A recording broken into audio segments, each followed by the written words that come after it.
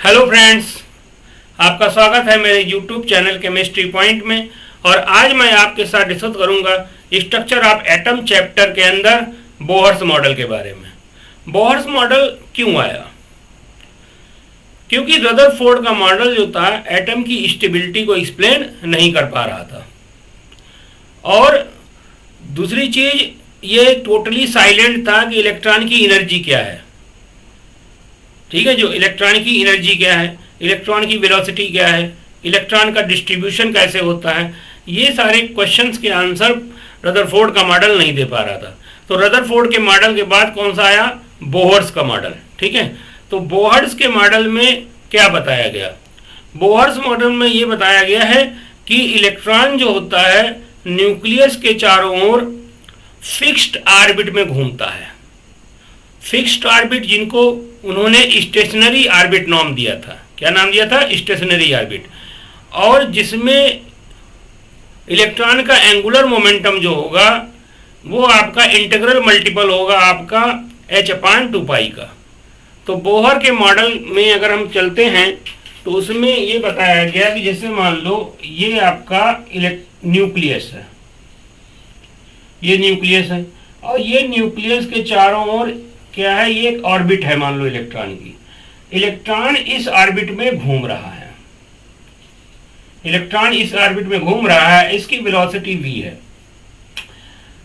इसी ऑर्बिट को इलेक्ट्रॉन की ऑर्बिट और भी हो सकती हैं बोहर के हिसाब से, ठीक है, लेकिन ये इलेक्ट्रॉन आपका अभी इस ऑर्बिट में घूम रहा है और इस ऑर्बिट में इलेक्ट्रॉन की वेलोसिटी v है। न्यूक्लियस में कैसा चार्ज होता है? आपका पॉजिटिव चार्ज होता है और न्यूक्लियस में पॉजिटिव चार्ज होता है, इलेक्ट्रॉन पे निगेटिव चार्ज होता है। न्यूक्लियस में कितना पॉजिटिव चार्ज होगा? मान लो Z/E। Ze आपका न्यूक्लियस का चार्ज है। Z क्या है? Number of protons. E क्या है? एक प्रोटॉन का चार्ज। न्यूक्लियस में पॉजिटिव, इलेक्ट्रॉन का चार्ज यहाँ पे, E आपका इलेक्ट्रॉन का चार्ज है। अब मान लो इलेक्ट्रॉन और प्रोटॉन एक दूसरे को क्या करेंगे भाई? अट्रैक्ट करेंगे। यहाँ माइनस चार्ज, यहाँ प्लस चार्ज। तो जो इलेक्ट्रोस्टैटिक फोर्स ऑफ अट्रैक्शन जो लगेगा न्यूक्लियस और इलेक्ट्रॉन के बीच में, इसकी वैल्यू क्या होगी? तो ये फोर्स जो होता है F प्रोपोर्शनल टू क्या होगा?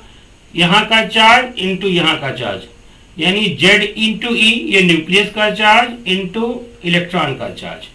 और इनके बीच की रेडियस R है, इसके इनवर्सली प्रोपोर्शनल होता है स्क्वायर के। प्रोपोर्शनलिटी का साइन हटाएंगे तो आपका ये वैल्यू आ जाएगा कि Ze²/R²। ये क्या है? ये आपका इलेक्ट्रोस्टैटिक फोर्स ऑफ अट्रैक्शन है। इलेक्ट्रोस्टैटिक फोर्स ऑफ अट्रैक्शन है जो इलेक्ट्रॉन को न्यूक्लियस की ओर खींचेगा। अब बात आपने पढ़ा होगा फिजिक्स में, अलग इलेक्ट्रॉन मूव कर रहा है, अगर घूम रहा है तो इसके बाहर की तरफ जो फोर्स लगता है उसको कहते हैं, ये आपका सेंट्रीपिटल फोर्स का काम कर रहा है।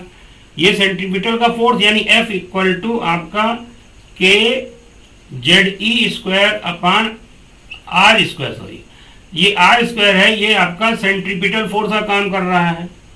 ये क्या है? आपका सेंट्रीपिटल फोर्स है,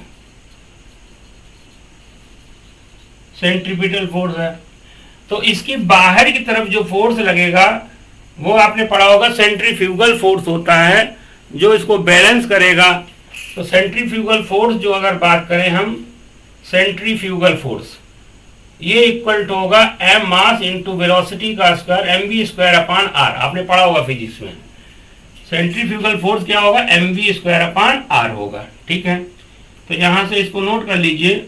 जो इलेक्ट्रोस्टैटिक फोर्स है जो सेंटर की तरफ लग रहा है, या इसको सेंट्रीपिटल फोर्स कह सकते हैं, और जो सेंट्रीफ्यूगल फोर्स है ये बराबर क्या है? mv²/r है। ठीक है, तो ये आपकी दो इक्वेशन आपकी बन जाएंगी। एक इक्वेशन इसको 1 मान लीजिए, एक इक्वेशन आपको इसको आप 2 मान लीजिए। ठीक है, फिर बोहर ने क्या बताया? बोहर ने ये बताया कि ये बहुत इंपॉर्टेंट पॉइंट है। बोहर ने बताया कि इलेक्ट्रॉन केवल उन्हीं ऑर्बिट में घूमेगा जिसमें उसका एंगुलर मोमेंटम जो होगा आपका angular momentum m into V into R. Angular momentum क्या होगा, इंटीग्रल मल्टीपल होगा n into H upon 2 pi का। जैसे अगर इलेक्ट्रॉन यहाँ घूमेगा, इसके लिए n इक्वल टू 1 है, तो इसमें इसका एंगुलर मोमेंटम कितना हो जाएगा, इस ऑर्बिट में एंगुलर मोमेंटम हो जाएगा h अपान 2 पाई का, n की वैल्यू 1 हो जाएगी। इसमें एंगुलर मोमेंटम कितना हो जाएगा, 2h अपान 2 पाई का हो जाएगा। ऐसे ही कोई और ऑर्बिट होगी, जैसे मान लो एक और ऑर्बिट ले लेते हैं, यहाँ एंगुलर मोमेंटम हमारा क्या होगा, 3h अपान 2 पाई का होगा। तो इस तरीके से यानी n की वैल्यू जो होगी यहाँ पे 1 2 3 4 वगैरह इनफाइनाइट तक आपकी हो सकती है। तो ये क्या है आपका एंगुलर मोमेंटम। जो एंगुलर मोमेंटम इलेक्ट्रॉन का होगा वो आपका n into H upon 2 pi का होगा। ये आपकी इक्वेशन 3 मान लो, ठीक है। तो इलेक्ट्रॉन न्यूक्लियस के चारों ओर घूमेगा, एक पर्टिकुलर ऑर्बिट में ही घूमेगा।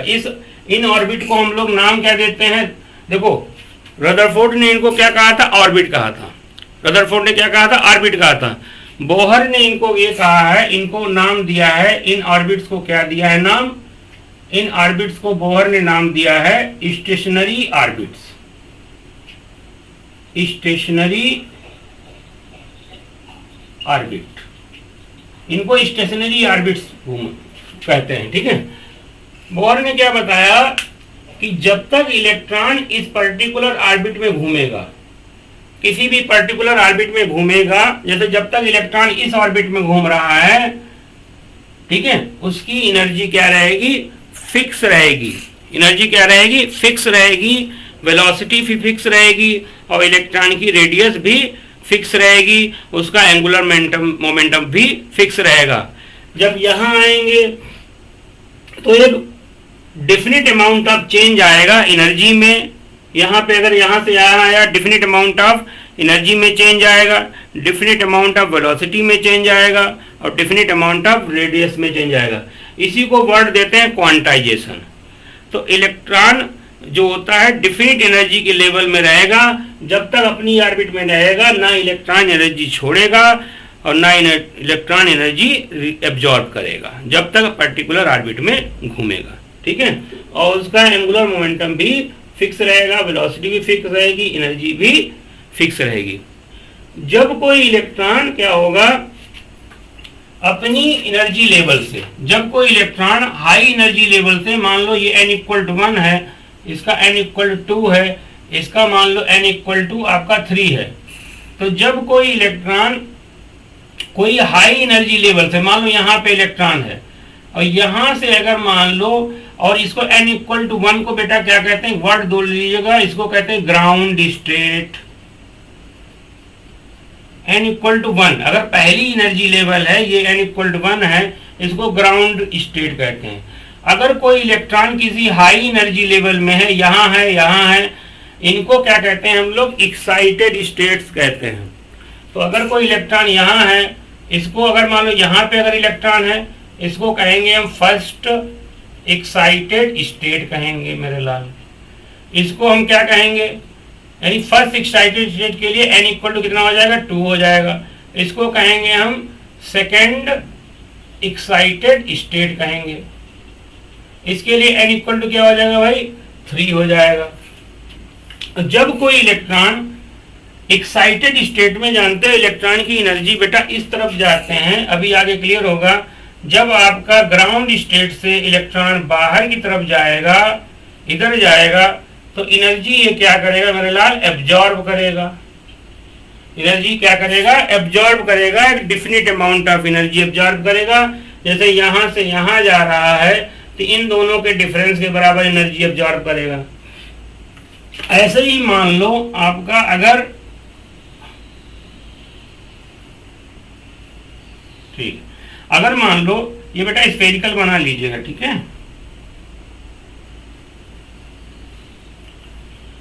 अगर मान लो किसी एक्साइटेड स्टेट से, मान लो यहां इलेक्ट्रॉन है और यहां से एक्साइटेड स्टेट मतलब हाई एनर्जी, यानी यहां हाई एनर्जी में, हाई एनर्जी से लो एनर्जी में जब आएगा, यहां से इलेक्ट्रॉन यहां आएगा, ग्राउंड स्टेट की तरफ इलेक्ट्रॉन बढ़ेगा, तो इधर क्या होगा, डिफरेंट अमाउंट ऑफ एनर्जी क्या करेगा, रिलीज करेगा।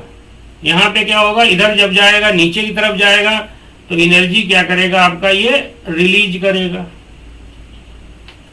क्या करेगा, ये एनर्जी रिलीज करता है। ठीक है, यानी इसके मतलब अगर हम, आप याद दीजिए, अगर न्यूक्लियस की तरफ से बाहर तरफ जाएंगे तो यहाँ पे एनर्जी मान लो बेटा E1 है, यहाँ पे एनर्जी E2 है, यहाँ पे एनर्जी E3 है। तो याद रखिएगा E1 से E2 की एनर्जी ज्यादा होगी टोटल, उससे हमारी E3 की एनर्जी और ज्यादा हो जाएगी, ऐसे E4 की एनर्जी और ज्यादा हो जाएगी। यानी जैसे जैसे हम बाहर की तरफ जाएंगे, ग्राउंड स्टेट से बाहर की तरफ जाएंगे, तो इलेक्ट्रॉन की एनर्जी क्या होगी, बढ़ती चली जाती है। ये चीज क्लियर हो गई होगी। जब तक इलेक्ट्रॉन अपनी ऑर्बिट में घूमेगा तो उसका एंगुलर मोमेंटम क्या होगा, h/2π होगा। यानी उसका एंगुलर मोमेंटम कितना हो सकता है, अगर n की वैल्यू 0 होगी तो 0 हो सकता है। अगर एंगुलर मोमेंटम आपका h/2π होगा पहली शेल में, यह आपका 2h/2π हो सकता है, यह आपका 3h/2π हो सकता है। एंगुलर मोमेंटम फ्रैक्शन में नहीं, जैसे आपका 1.5h/2π नहीं होगा, फ्रैक्शन में नहीं होगा। ठीक है, जैसे 3/2 या मान लो जैसे कहते 5/2h/2π, तो ये वैल्यू नहीं आएगी, फ्रैक्शन में नहीं होगा, इंटीग्रल मल्टीपल होगा h/2π का। तो इतनी चीजें आपको क्लियर होंगी। मेन पॉइंट याद रखिएगा, जब तक इलेक्ट्रॉन अपनी ऑर्बिट में घूमेगा ना एनर्जी देगा ना एनर्जी लेगा। जब वो अपनी ऑर्बिट को चेंज करेगा तो different amount of energy release करेगा। कितनी एनर्जी रिलीज करेगा, मान लो इलेक्ट्रॉन E2 से, मान लो इलेक्ट्रॉन जो है E2 से आपका E1 में आ रहा है, तो एक डिफिनिट क्वांटा की एनर्जी रिलीज करेगा। ये एनर्जी जो होगी इसको कहेंगे हम E2 माइनस E1, यानी E2 minus E1, E2 minus E1। इसी को हम लोग डेल्टा E भी कह सकते हैं, और डेल्टा E वैल्यू जो होगी h न्यू होगी। न्यू की वैल्यू अगर हम रख देंगे, न्यू इक्वल टू क्या होता है, c/λ, तो इसकी एनर्जी हो जाएगी hc/λ हो जाएगी। लैम्डा क्या है, वेवलेंथ, न्यू क्या है भाई, फ्रीक्वेंसी है। ठीक है, लैम्डा क्या है, वेवलेंथ, और न्यू क्या है, फ्रीक्वेंसी, h न्यू या hc/λ। यानी ये एक इतना एनर्जी का फोटॉन आपका रिलीज करेगा। ये क्या है, energy of 1 photon over 1 quantum. तो यहां तक समझ में आ गया होगा। दूसरी चीज याद रखिएगा, बोहर का मॉडल जो होता है उन्हीं के लिए एप्लीकेबल होगा जिसमें हमारा एक इलेक्ट्रॉन होता है, मतलब 1 इलेक्ट्रॉन स्पीसीज के लिए ही होता है। जैसे हाइड्रोजन है, Li2+ है, Li में 3 इलेक्ट्रॉन होते, 2 इलेक्ट्रॉन निकाल दो, एक ही बचेगा, Li2+ है। बेरिलियम 3+ है, सोडियम 10+ है। यानी हम लोग जितने इलेक्ट्रॉन सारे निकाल दो, एक इलेक्ट्रॉन छोड़ दो, उन्हीं स्पीसीज के लिए बोहर का मॉडल एप्लीकेबल है। ठीक है, दूसरी चीज, एक चीज और याद रखना, बोहर का मॉडल जो होता है इलेक्ट्रॉन के पार्टिकल नेचर पे बेस्ड है। किस पे बेस्ड है, पार्टिकल नेचर पे।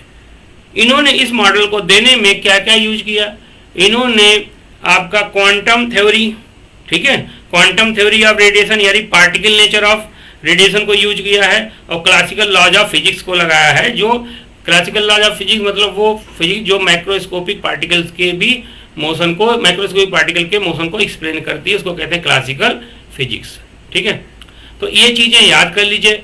फिर हम लोग एनर्जी का जो फॉर्मूला आता है, जैसे मान लो इलेक्ट्रॉन की एनर्जी निकालनी, यहाँ कितनी होगी, यहाँ कितनी होगी, यहाँ कितनी होगी, उस फार्मूले को हम लोग डिराइव करेंगे। ठीक है, उसके बाद रेडियस का फार्मूला डिराइव करेंगे और आपको वेलोसिटी के बारे में बताएंगे। ठीक है, तो पहले इसको आप नोट कर लीजिए।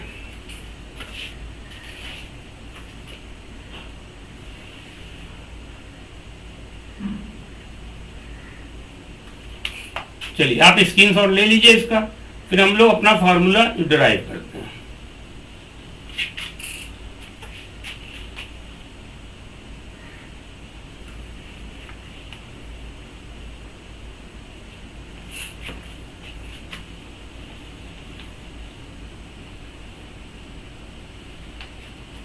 चलिए पहले हम इलेक्ट्रॉन की रेडियस का फार्मूला ड्राइव करेंगे। ठीक है, रेडियस कैसे निकाली जाती है। मान लो इलेक्ट्रॉन इस ऑर्बिट में है तो उसकी रेडियस कितनी होगी, इस ऑर्बिट में है तो उसकी रेडियस कितनी होगी, इस ऑर्बिट में है तो उसकी रेडियस कितनी होगी। तो रेडियस के लिए हम लोग क्या करते हैं, देखो जब इलेक्ट्रॉन यहाँ पे मूव कर रहा है तो ये इक्विलिब्रियम पोजीशन हो गई। यहाँ पे क्या होगा, हमारा सेंट्रीपिटल फोर्स जो होगा सेंट्रीफ्यूगल फोर्स के बराबर हो जाएगा। और सेंट्रीफ्यूगल फोर्स की वैल्यू कितनी है, mv² अपॉन r। यहाँ से हम इक्वेशन 1 और 2 को हम इक्वल कर सकते हैं, यानी अब लिख सकते हैं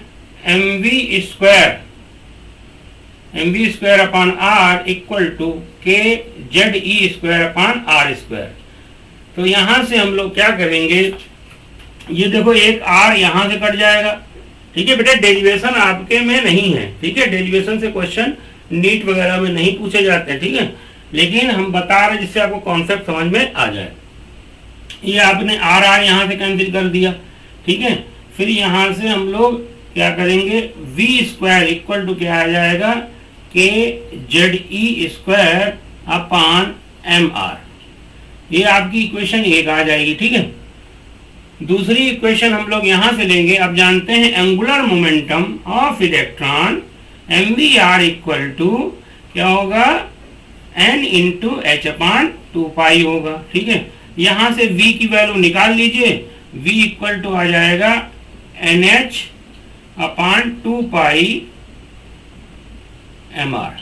इस v की वैल्यू उठा के आप यहाँ रख दीजिए। इस v की वैल्यू उठा के जब यहाँ आप रखेंगे तो क्या हो जाएगा, v की जगह ये रख दो, by n h upon 2 mr का स्क्वायर कर दो, इक्वल टू क्या आ जाएगा आपका, kZe² अपॉन mr आ जाएगा भाई। ठीक है, अब इसको हम स्क्वायर करेंगे।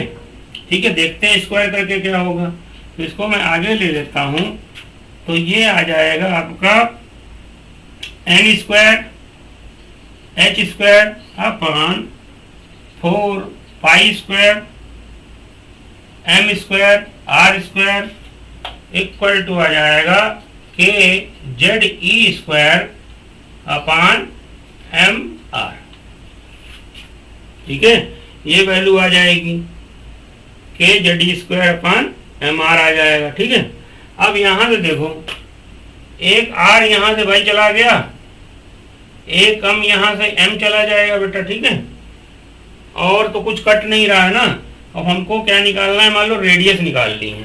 तो यहाँ से अगर हम करेंगे बेटा, क्रॉस मल्टीप्लाई कर दो इसको, 4 mr को इससे मल्टीप्लाई कर दो, तो आपका आ जाएगा kZe² into 4 mr equal to, ठीक है, इक्वल टू क्या आ जाएगा, n² h² आ जाएगा। हमको रेडियस डिराइव करनी है, तो r इक्वल टू, यहां से आपको r इक्वल टू बेटा आ जाएगा, r इक्वल टू आपका क्या आएगा, मैं यहां लिख देता हूं, r इक्वल टू आ जाएगा n² h² अपॉन k, यहां पे क्या आ जाएगा, इसको इधर ले लेते हैं, 4 π², ठीक है, 4 π²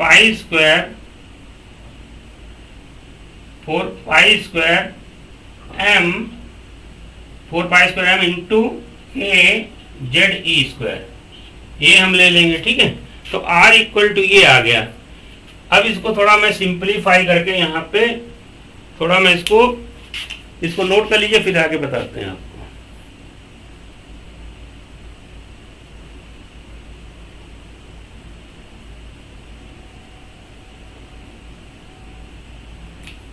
ठीक है, अब देखिए इसको हम लोग क्या करते हैं, देखो जितने कांस्टेंट होंगे उसको एक तरफ कर लेंगे और जितने वेरिएबल जिनकी जरूरत है उनको हम एक तरफ कर लेंगे।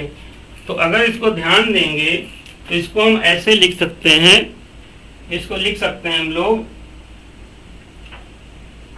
h² into n² upon 4 pi square m mass of electron है, k 4 pi square m k e square into क्या आ गया है z। अब देखो ये भाई सिंगल बोहर का मॉडल एक इलेक्ट्रॉन स्पीसीज के लिए एप्लीकेबल है। तो एक इलेक्ट्रॉन स्पीसीज है जैसे Na10+ है, तो उसमें कितने प्रोटॉन होंगे 10, इलेक्ट्रॉन तो एक ही होगा, ठीक है। यानी प्रोटॉन नंबर एटॉमिक नंबर यानी जेड जो होता है एटॉमिक नंबर को रिप्रेजेंट कर, वही तो वेरिएबल है, ठीक है। जैसे हम मान ले लीजिए हाइड्रोजन ले लेते हैं, हाइड्रोजन में प्रोटॉन एक है, एटॉमिक Z1 होगा, ठीक है। Li2 ले लिया, वहाँ एटॉमिक नंबर 3 है, Z3 हो जाएगा। बेरिलियम 3 ले लिया, Z आपका 4 हो जाएगा। तो Z वेरिएबल है। दूसरा क्या वेरिएबल है, यहाँ देखो, यहाँ से इधर जाएंगे तो n ही तो वेरी कर रहा है। n मतलब आपका शेल नंबर वेरी कर रहा है, यानी दो वेरिएबल हैं, यानी n² Z² वेरिएबल हैं। इनको हम लोग ये आपके जो होंगे यही वेरी करेंगे अलग अलग स्पीसीज के लिए जिन पे बोहर्स का मॉडल हमारा एप्लीकेबल है। तो जो वेरिएबल होंगे उनको हम अलग कर लेंगे। तो भैया देखो यहाँ से आपका जो है कौन कौन आपके वेरिएबल है, तो वेरिएबल को देखो, ये हमारा जो है ये h² और ये इतनी चीजें, तो ये हमारा कांस्टेंट है, ये हमारा क्या है, ये इतनी वैल्यू आपकी कांस्टेंट है, ठीक है। इसको जरा नोट कर लीजिएगा, ठीक है। ये वैल्यू देख लो, इसको, ये आपका कांस्टेंट है h² m² 4 pi square m के z, ये कांस्टेंट है। और इस कांस्टेंट की जगह हम लोग, इस कांस्टेंट है और इस कांस्टेंट की जगह हम लोग वैल्यू पुटअप कर लेंगे। इसकी जगह वैल्यू पुटअप कर लेते हैं हम लोग, क्या करेंगे इसकी जगह, तो इसकी जगह फार्मूला ये कांस्टेंट की वैल्यू जो होती है 0.529 ये आ जाएगा। यानी ये जो इतनी वैल्यू है h² 4 पाई स्क्वायर m के e स्क्वायर, इसकी जगह आ जाएगा 0.529 आ जाएगा। और ये आपका हो जाएगा n² z और एंगस्ट्रॉम इसकी यूनिट हो जाएगी। तो इस तरीके से रेडियस हमने डिराइव कर ली है। अब हमारा सबसे इसमें जो इतना हमने सब गुणा भाग जो भी किया है, आपका यहाँ तक गणित लगाया है, मैथमेटिक्स लगाई भाई मेरे, तो इसमें सबसे इम्पोर्टेंट चीज है जो वो आपका मोती हमारा ये निकल के आ गया है। ये हमारा मोती है, ये मोती निकल के आपका आ गया है।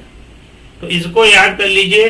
तो यहां से हमारा पहला फॉर्मूला जो डिराइव होता है R = 0.529 इंटू n² एंगस्ट्रॉम।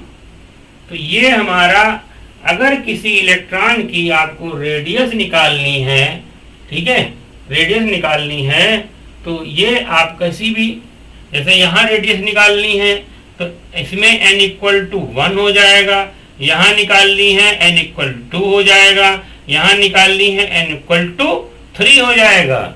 ऐसे रेडियस हम निकाल लेंगे। जैसे मान लो find out radius of first orbit of hydrogen, second orbit of hydrogen और थर्ड ऑर्बिट ऑफ हाइड्रोजन।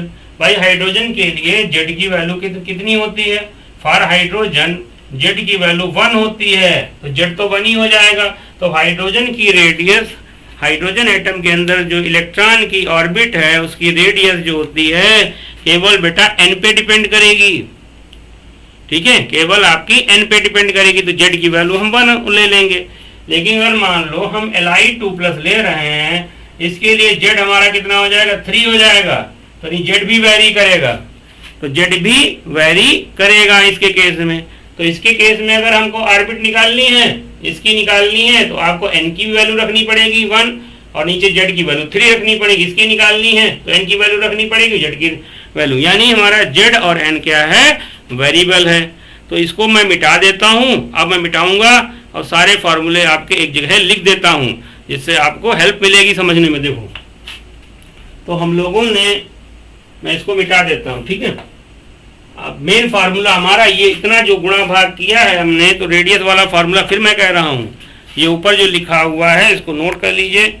ये जो है हमारा ये मेन फार्मूला है रेडियस का, ये हमारा हेल्पफुल होगा बहुत ज़्यादा। ठीक है, चलिए अब हम सारे फार्मूले एक जगह लिख देते हैं, जिससे हम लोग अब क्या निकालेंगे, आगे वेलोसिटी निकालेंगे, एनर्जी निकालेंगे, ये सारी बातें हम आगे करेंगे।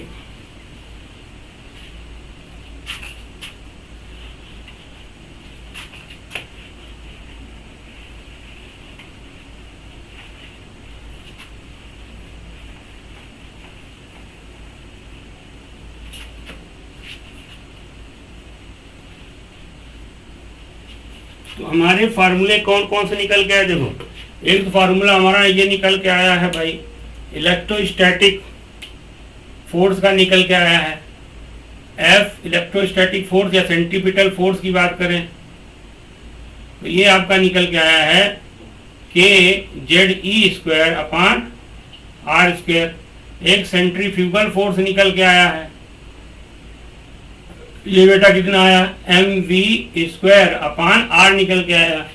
एक हमारा angular momentum M V R equal to N into H upon 2 pi निकल के आया। और एक हमने फार्मूला जो सबसे ज्यादा इंपॉर्टेंट है वो है हमारा R equal to 0.529 into N square upon Z angstrom.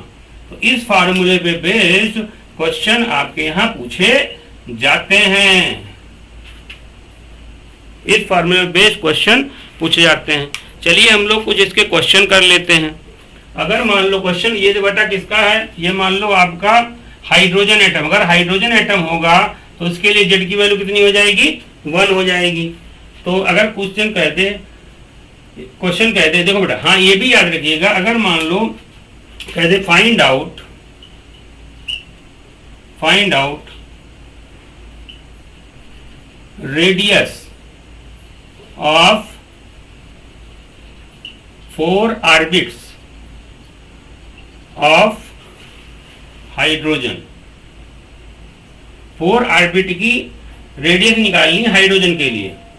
तो बेटा यहाँ पे अगर हाइड्रोजन की बात करें तो कैसे लगाएंगे इसको, देखो हाइड्रोजन जो है, फॉर हाइड्रोजन का एटॉमिक नंबर 1 होता है।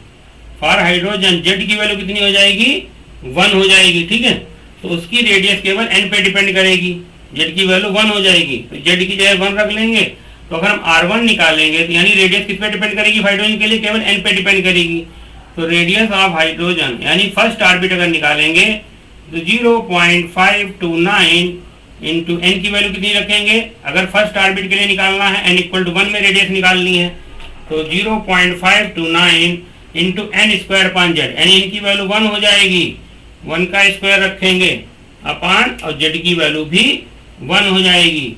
तो यानी 1 का स्क्वायर 1 हो जाएगा, तो यानी R1 जो निकल के आएगा 0.529 एंगस्ट्रॉम निकल के आएगा।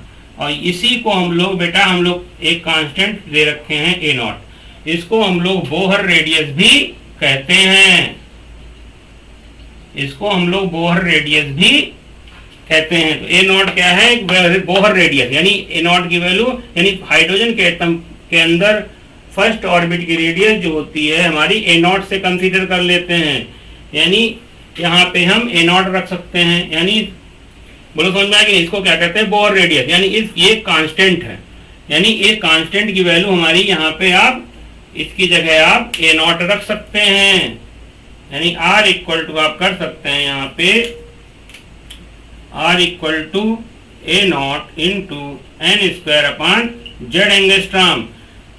ये भी याद रखिएगा, कभी कभी हम लोग A0 की वैल्यू यहाँ कांस्टेंट रख दें, इसको क्या कहते हैं, बोहर रेडियस, फर्स्ट ऑर्बिट की रेडियस। चलिए हम लोग अपने क्वेश्चन पे बढ़ते हैं। अगर मान लो क्वेश्चन ये हम लोग A0 रख दिया, अगर मान लो सेकेंड ऑर्बिट की अगर रेडियस निकालें हम R2 बेटा कितना निकल के आएगा, R2 निकालेंगे तो यहाँ पे मैं A0 ही रख लेता हूँ भाई, A0 हो गया इंटू एन की वैल्यू कितनी रखोगे, 2 का स्क्वायर और जेड की वैल्यू 1, यानी ये क्या 2 का स्क्वायर करोगे 4 आ जाएगा, यानी A0 इंटू 2 इंटू 2 अपान 1, यानी 2 2 जा 4, यानी 4 A0 आ जाएगा। ऐसे अगर हम R3 निकालें तो R3 equal to A naught into N की वैल्यू कितनी रखोगे भाई, 3 रखोगे, तो 3 का स्क्वायर अपॉन 1 यानी ए नॉट इंटू 3 अपॉन 1 यानी कितना आ जाएगा, 9 ए नॉट निकल के आ जाएगा। ऐसे ही मेरे लाल अगर R4 निकालना है तो ए नॉट इंटू यहाँ कितना रखेंगे, 4 का स्क्वायर रखेंगे अपॉन 1 यानी हमारा ए नॉट इंटू 4 अपॉन 1 यानी हमारा क्या आ जाएगा, 16 ए नॉट निकल के आ जाएगा। तो इस तरीके से आप देख रहे हो जैसे जैसे हम लोग बाहर की तरफ जा रहे हैं, जैसे जैसे हम लोग बाहर की तरफ जा रहे हैं इसकी रेडियस बढ़ती चली जा रही है। मान लो फर्स्ट ऑर्बिट की रेडियस हमारी n इक्वल टू 1 में हाइड्रोजन के लिए अगर n इक्वल टू 1 में इतनी ए नॉट निकल के आ रही है, सेकेंड ऑर्बिट में 4 ए नॉट निकल के आ रही है, थर्ड ऑर्बिट में 9 ए नॉट निकल के आ रही है, उसके बाद 16 ए नॉट निकल के आ रही है। यानी जैसे जैसे बाहर जा रहे हैं हमारी रेडियस बढ़ रही है, यानी एटम का साइज, एटम की रेडियस हमारी जैसे जैसे इलेक्ट्रॉन बाहर जाएगा, इलेक्ट्रॉन हम लोग बाहर जाएंगे जैसे जैसे, तो इधर जाने पे हमारा आर क्या कर रहा है, इंक्रीज कर रहा है। ठीक है, यानी आप जानते हो यानी R1 से ज्यादा वैल्यू किसकी होगी, R2 की, और R2 से ज्यादा वैल्यू किसकी हो जाएगी, R3 की, और R3 से R4 की हो जाएगी। एक चीज और देख लीजिए, अगर हम दो रेडियस का डिफरेंस निकालें तो ये देखो बेटा क्या हो रहा है, अगर हम निकालें R2 माइनस R1 निकालें, ठीक है, तो R2 माइनस R1, R2 कितना है बेटा, R2 है हमारा 4 ए नॉट और R1 कितना है ए नॉट है, तो 4 ए नॉट माइनस ए नॉट करेंगे कितना आएगा, 3 ए नॉट आ जाएगा।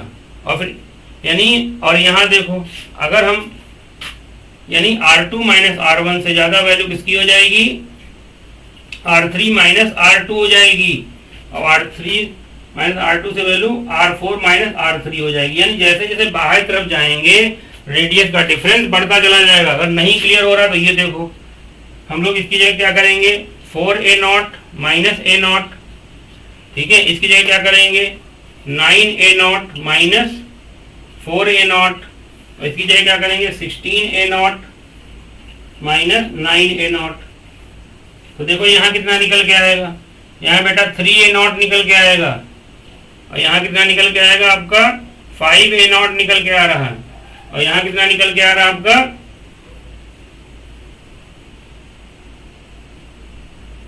8 ए नॉट निकल के आ रहा है। तो धीरे धीरे देखो जा रहे हैं बाहर की तरफ, तो रेडियस आपको बढ़ती चली जा रही है। इसी तरीके रेडियस पे बेस्ड आप क्वेश्चन कर लेंगे। फिर मैं बता रहा हूं यही फार्मूला आपका कंक्लूजन है, मोती यही है, समुद्र में मोती की कीमत होती है, ये समंदर है, इसमें मोती यही है आपका।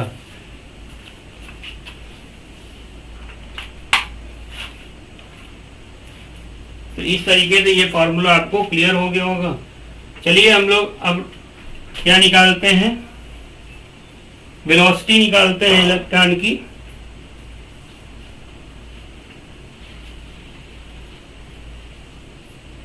तो ये फार्मूले आप कलेक्ट कर लीजिए इस तरफ, ठीक है।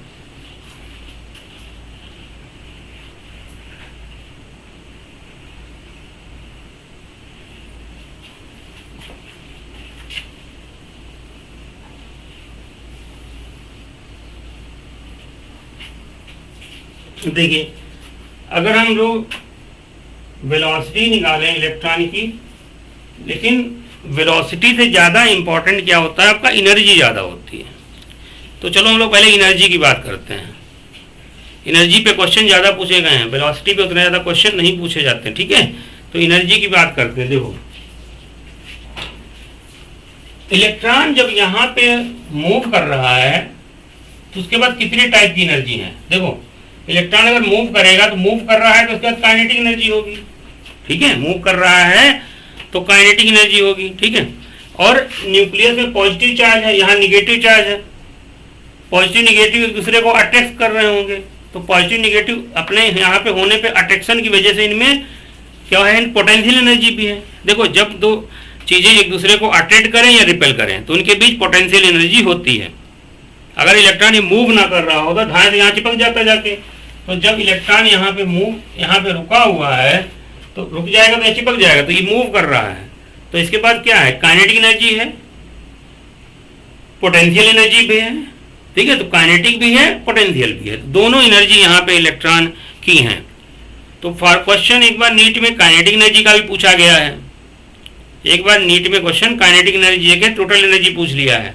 तो हम तीनों एनर्जी को कैलकुलेट करेंगे, काइनेटिक एनर्जी क्या है, टोटल एनर्जी क्या है और पोटेंशियल एनर्जी क्या है। अगर हम बात करें काइनेटिक एनर्जी की, तो काइनेटिक एनर्जी हम लोग इस फार्मूले को यूज करेंगे डिराइव करने के लिए, ठीक है। तो आप यहां से इस फार्मूले की आपने देखा तो आप याद रखें एनर्जी, यहां पे याद रखिए, इसको मिटा देता हूं इधर से, एनर्जी। देखिए अगर हम लोग एनर्जी इलेक्ट्रॉन की निकालें, एनर्जी कैसे निकलेगी भाई, देखो पहले हम याद रखिए, आपने बताया सेंट्री जो फ्यूगल फोर्स है mv²/r, ये इक्वल टू क्या होगा, इसके बराबर हो जाएगा, क्योंकि इलेक्ट्रॉन यहाँ पे मूव कर रहा है, भाग तो रहा नहीं है, दोनों इक्विलिब्रियम पे दोनों फोर्स एक दूसरे के बराबर होंगे, ठीक है। तो mv²/r हो जाएगा आपका k ZE²/r²। यहां से r काट दो बेटा, ठीक है। अब दोनों तरफ क्या करो, हाफ से मल्टीप्लाई कर दो, तो इधर आप हाफ से मल्टीप्लाई कर दो, इधर भी हाफ से मल्टीप्लाई कर दो, तो बेटा क्या आ जाएगा आपका, आ जाएगा हाफ mv² इक्वल टू क्या हो जाएगा, हाफ k ZE²/r। तो बताओ हाफ mv² क्या है, ये काइनेटिक एनर्जी तो है, ये क्या है, काइनेटिक एनर्जी है। तो यानी काइनेटिक एनर्जी इक्वल टू हो जाएगा हाफ k ZE²/r। तो ये बेटा हमारा काइनेटिक एनर्जी का फॉर्मूला हो गया। तो अगर हम काइनेटिक एनर्जी इलेक्ट्रॉन की निकालेंगे तो ये फॉर्मूला इधर लिखे दे रहा हूं, काइनेटिक एनर्जी क्या है, हाफ k ZE²/r। तो हाफ k ZE²/r ये क्या है बेटा, काइनेटिक एनर्जी क्या है। चलिए सारे फार्मूले कलेक्ट कर दे रहे हैं, ठीक है। ये आपकी काइनेटिक एनर्जी हो गई, ठीक है। अब हम पोटेंशियल एनर्जी की बात करें। अब बताओ बेटा यहाँ पे क्या है, न्यूक्लियस के अंदर पॉजिटिव चार्ज है, यहाँ क्या है, इलेक्ट्रॉन पे नेगेटिव चार्ज है, पॉजिटिव चार्ज Z/E है और नेगेटिव चार्ज E है। तो पोटेंशियल एनर्जी क्या होती है, आपने पढ़ा होगा फिजिक्स में, इलेक्ट्रोस्टैटिक में, इक्वल टू क्या, Q1Q2/R, K Q1Q2, K क्या है, कांस्टेंट आ जाएगा। तो इसकी जो पोटेंशियल एनर्जी आप निकालेंगे, potential energy equal to minus में होगी, क्यों, क्योंकि यहाँ चार्ज पॉजिटिव है, यहाँ चार्ज निगेटिव है। तो आपका हो जाएगा K ZE न्यूक्लियस का चार्ज इंटू E इलेक्ट्रॉन का चार्ज अपॉन R। तो यानी सॉल्व करेंगे तो आपका पोटेंशियल एनर्जी बराबर आ जाएगा माइनस k ZE²/r। तो ये आपकी पोटेंशियल एनर्जी हो जाएगी, क्योंकि अट्रैक्टिव फोर्स है इसलिए एनर्जी आपकी निगेटिव होगा, रिपल्सिव फोर्स होता तो एनर्जी पॉजिटिव हो जाती, ठीक है, पोटेंशियल एनर्जी। तो यहाँ से देखो पोटेंशियल एनर्जी जो आएगी ये बराबर हो जाएगा माइनस k ZE²/r। याद रखिए बेटा k कांस्टेंट होता है, k की वैल्यू होती है 9 × 10⁹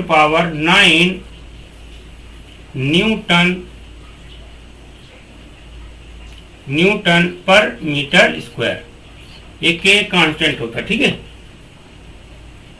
तो k की वैल्यू क्या है, 9 × 10⁹, यूनिट का थोड़ा देख लेना अपना, ठीक है, k कांस्टेंट है। तो ये हमारा पोटेंशियल एनर्जी हो गई, ठीक है। तो यहाँ पे जो होता है टोटल एनर्जी कितनी होगी, तो इलेक्ट्रॉन की जो टोटल एनर्जी होती है इसको कहते हैं E, क्या कहते हैं E। तो टोटल एनर्जी जब हम लोग निकालेंगे, इलेक्ट्रॉन की टोटल एनर्जी जब निकालोगे तो total energy E equal to, यानी ये क्या है हमारा टोटल एनर्जी,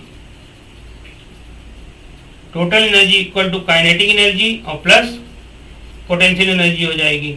काइनेटिक एनर्जी कितनी है, half K Z E square, half K Z E square upon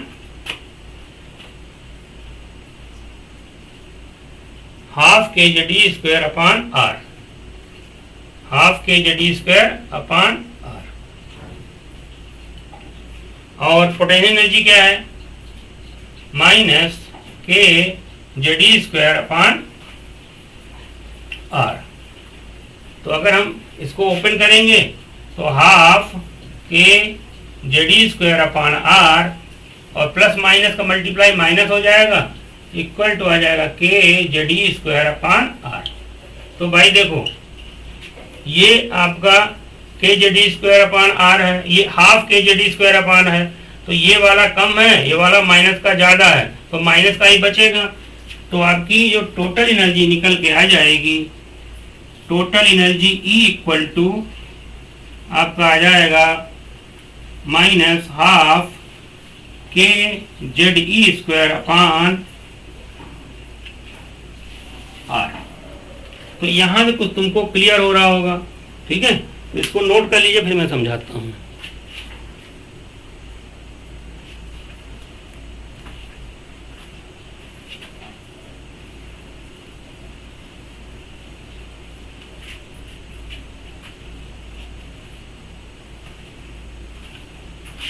ले लिया स्क्रीनशॉट, चलिए। तो हम लोगों ने क्या लिख दिया, पोटेंशियल एनर्जी लिख दिया, काइनेटिक एनर्जी निकाल दिया, ठीक है। ये हमारी टोटल एनर्जी निकल के आ गई, ये हमारी पोटेंशियल एनर्जी, ये टोटल एनर्जी, ठीक है। ये क्या है, टोटल, डिकोल टोटल, ये टोटल है, ठीक है। अब यहां से मैंने फार्मूले सारे डिराइव कर लिए, इधर आपको समझ में आ गया होगा, इसको मैं मिटा देता हूं।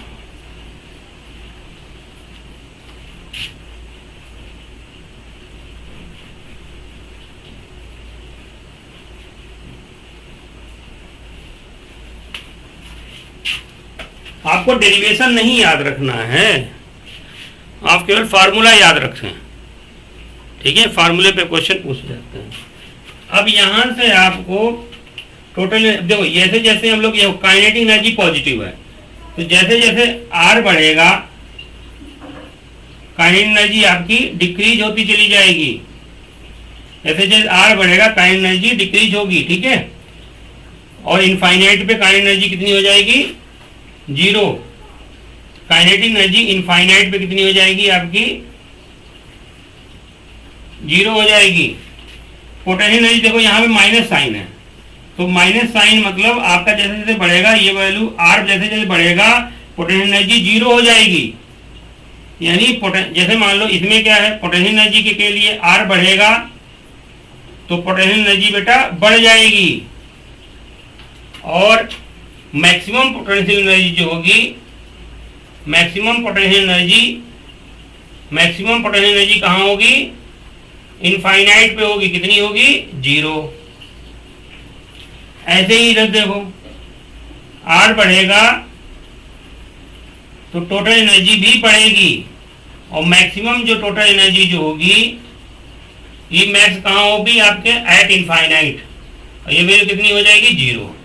यानी टोटल एनर्जी इनफाइनाइट पे जीरो हो जाएगी, मतलब इलेक्ट्रॉन जब एटम से बाहर जाएगा, ठीक है, उस पर कोई अट्रैक्शन फोर्स नहीं लगेगा, तो उसकी एनर्जी एकदम जीरो हो जाती है, ठीक है। और जब तक न्यूक्लियस में रहेगा तो उसकी एनर्जी आपकी निगेटिव में रहेगी टोटल, यानी मैक्सिमम एनर्जी इलेक्ट्रॉन कितनी होगी आपकी, जीरो होगी। तो ये चीजें आपको क्लियर हो गई होंगी। तो ये फार्मूले आपके सारे मैंने एक तरफ कलेक्ट कर दिए, इसको नोट कर लीजिए, ठीक है। नोट कर लिए इसको, चलिए।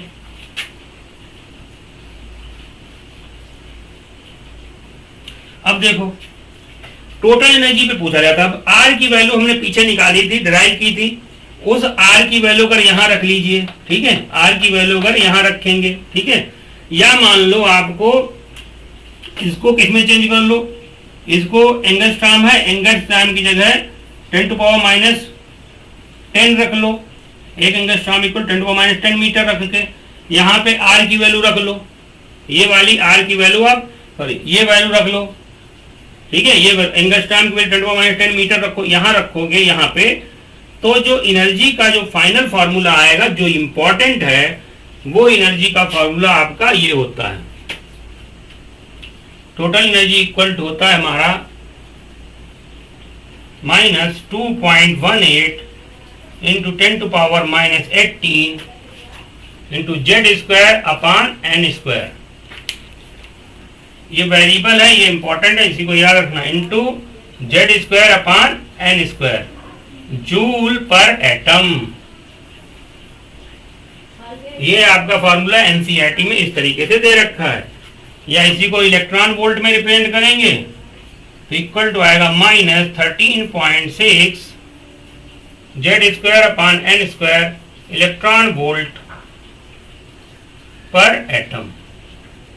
तो इलेक्ट्रॉन वोल्ट पर एटम, यानी क्वेश्चन इस फार्मूले पे ज्यादा पूछे जाते हैं, तो हम ज्यादा फार्मूला इस फार्मूले को यूज करेंगे। तो आप जूल पर एटम में आप ये याद रखिए, ठीक है।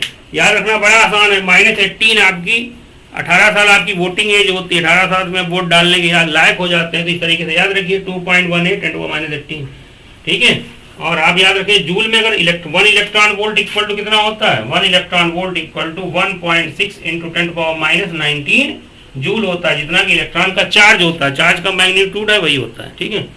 और अगर अर्ग में लिखना है तो 1 जूल इक्वल टू 10⁻7 अर्ग होता है। जूल को अर्ग में चेंज करेंगे 10⁻7 से मल्टीप्लाई कर देंगे, ठीक है। अगर कैलोरी में चेंज करना है, 1 कैलोरी इक्वल टू होता है नियर अबाउट 4.2 जूल या 4.18 जूल। तो आप कैलोरी में भी चेंज कर सकते हैं, जो फार्मूले में चेंज करना हो उसमें चेंज कर लीजिए, ठीक है।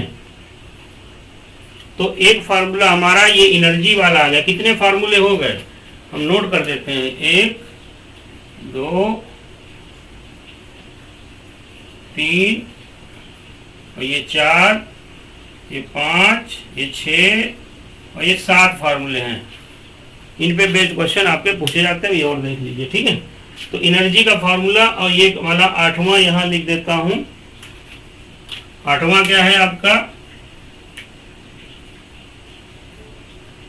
E equal to -13.6 into Z²/n² electron volt per atom. ये आपका 8वां फार्मूला हो जाएगा। कैसे आया ये नहीं तुमसे पूछा जाएगा, फार्मूला याद रखो, बस वेरिएबल याद रखो, किसमें जेड वेरी कर रहा है, इसमें क्या है n²/z। सबसे ज्यादा इंपॉर्टेंट ये फार्मूले हैं, ठीक है, इन पे स्टार लगा हुआ है, आप नोट कर लीजिए। मैं कैमरा थोड़ा नीचे कर देता हूँ, नोट कर लीजिए। n क्या है हमारा शेल नंबर, z क्या है आपका एटॉमिक नंबर। नोट कर लिया। चलिए हम लोग वेलोसिटी के बारे में बात करते हैं।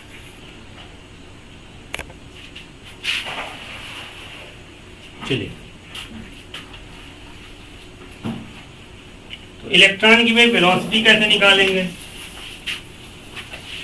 वेलोसिटी कैसे निकालेंगे, तो आप जानते हैं वेलोसिटी निकालने के लिए हम लोग वही काम करेंगे आपका। ये देखिए, वेलोसिटी निकालने के लिए फिर वही सारा डेरिवेशन करना पड़ेगा, ठीक है। आप क्या करिए, डायरेक्ट वेलोसिटी का फॉर्मूला याद रखिए, डेरिवेशन आपसे नहीं पूछा जाएगा, फालतू में टाइम बर्बाद करेंगे, ठीक है। तो वेलोसिटी ऑफ इलेक्ट्रॉन निकालने के लिए क्या फार्मूला होता है, 2.18 इंटू 10⁻6 Z/n मीटर पर सेकंड, ये वेलोसिटी है। देखो एनर्जी में क्या है, Z²/n² है, और वेलोसिटी में Z/n है। वैसे भी देखो Z/m, क्योंकि काइनेटिक एनर्जी निकालते हैं उसमें ½ mv² आता है, v² आता है, तो इससे याद रखो, ठीक है। एनर्जी में आपका Z²/n² है और वेलोसिटी में Z/n है मीटर पर सेकंड।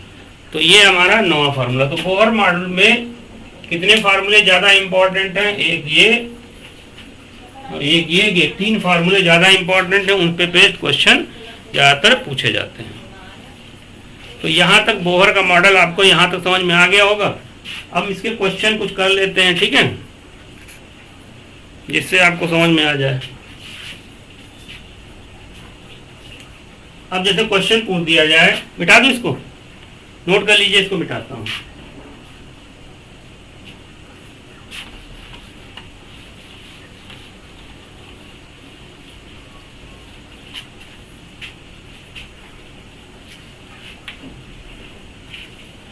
देखिए जैसे कहते फाइंड आउट एनर्जी, अगर कुछ ना कहे तो आप समझ लीजिए टोटल एनर्जी पूछ रहा है, अगर कुछ ना कहे तो समझ जाइए टोटल एनर्जी पूछ रहा है। Find out energy of electron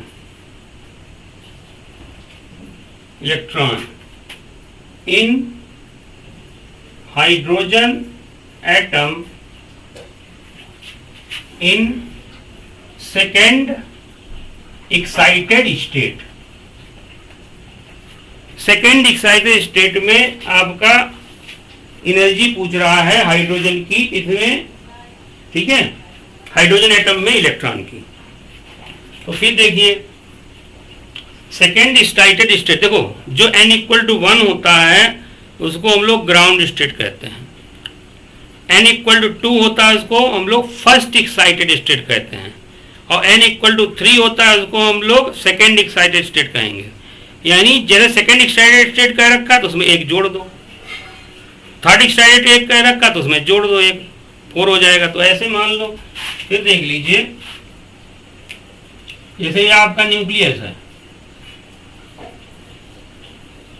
ये आपका n = 1 है, इसी को क्या कहते हैं हम ग्राउंड स्टेट कहते हैं, और ये n = 2 है, इसको हम लोग फर्स्ट एक्साइटेड स्टेट कहेंगे, और इसको n = 3 को हम लोग थर्ड एक्साइटेड स्टेट कहेंगे, ठीक है। n = 3 को हम लोग सेकेंड एक्साइटेड स्टेट, यानी जो एक्साइटेड स्टेट दे रखी है उसमें एक ऐड कर देना है। कैसे निकालेंगे एनर्जी? तो एनर्जी का फार्मूला मैंने बताया है, एनर्जी इक्वल टू होता है -13.6 into Z² electron volt per atom. तो बताओ हाइड्रोजन के लिए Z की वैल्यू, फॉर हाइड्रोजन कह रखा है, Z की वैल्यू कितनी होगी 1। तो एनर्जी हमारी सेकेंड एक्साइटेड मतलब n = 3, तो एनर्जी निकालेंगे आपका -13.6 इंटू Z मतलब 1 का स्क्वायर अपॉन n मतलब 3 का स्क्वायर, यानी हम सॉल्व करेंगे तो आपका आएगा -13.6 अपॉन 9। इसको आप जब सॉल्व करेंगे आप तो निकल के आएगा -1.51 इलेक्ट्रॉन वोल्ट। तो इस तरीके से आप एनर्जी इलेक्ट्रॉन की निकालेंगे, ठीक है। अगला क्वेश्चन देखते हैं। कुछ नहीं करना है, बस Z और N की वैल्यू। अगर मान लो यहीं पे, अगर यहाँ पे हाइड्रोजन ना कह के Li2+ कह देता तो Z = कितना हो जाता आपका 3 हो जाता, क्योंकि Li का एटॉमिक नंबर Li2+ का Li का एटॉमिक नंबर 3 होता है, ठीक है। एटॉमिक नंबर बोले तो नंबर ऑफ प्रोटॉन।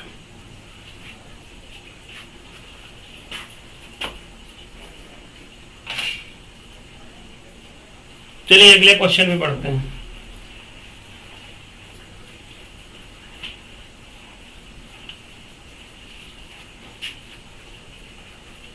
क्वेश्चन है find out velocity of electron in second find the velocity of electron in third orbit of Li2+ ion. अब Li2+ क्यों ले रहे हैं? क्यों भैया, बोहर का मॉडल सिंगल इलेक्ट्रॉन स्पीसीज के लिए एप्लीकेबल है। ठीक है, तो इसमें कैसे निकालेंगे? अब वेलोसिटी का फॉर्मूला जानते हैं, इक्वल टू क्या है 2.18 इंटू 10⁶ Z/n मीटर पर सेकेंड। तो लिथियम के लिए भैया Li2+ के लिए बेटा Z इक्वल टू कितना हो जाएगा 3, और थर्ड ऑर्बिट का है n इक्वल टू भी कितना हो जाएगा 3 हो जाएगा। यानी 2.18 इंटू 10⁶ Z की वैल्यू कितनी रखोगे आप 3 रखोगे, अपान n की वैल्यू भी 3 रखो, ये कैंसिल हो जाएगा। तो यानी कितना आ जाएगा 2.18 इंटू 10⁶ मीटर पर सेकेंड। यानी थर्ड ऑर्बिट में Li2+ के अंदर इलेक्ट्रॉन की वेलोसिटी 2.18 इंटू 6 मीटर पर सेकेंड होगी। वीडियो बड़ा लंबा हो रहा है, इसी पे हम देते हैं वीडियो को विराम। ठीक है, अगर आपको ये वीडियो समझ में आया है, कुछ भी आपको क्लियर हुआ है, ठीक है, तो कृपया हमारे चैनल को सब्सक्राइब करें और अपने दोस्तों के साथ शेयर करें। ठीक है, इससे आपका ज्ञान बढ़े और दूसरों का भी ज्ञान बढ़े, आप नॉलेज फैलाओ। ठीक है, हमारा काम ये है नॉलेज देना, नॉलेज फैलाना, यानी आपने मतलब एक लाइट हाउस तरीके से हमको लाइट फैलानी है, अंधेरा नहीं फैलाना है। ठीक है, थैंक्स फॉर वॉचिंग, बाय।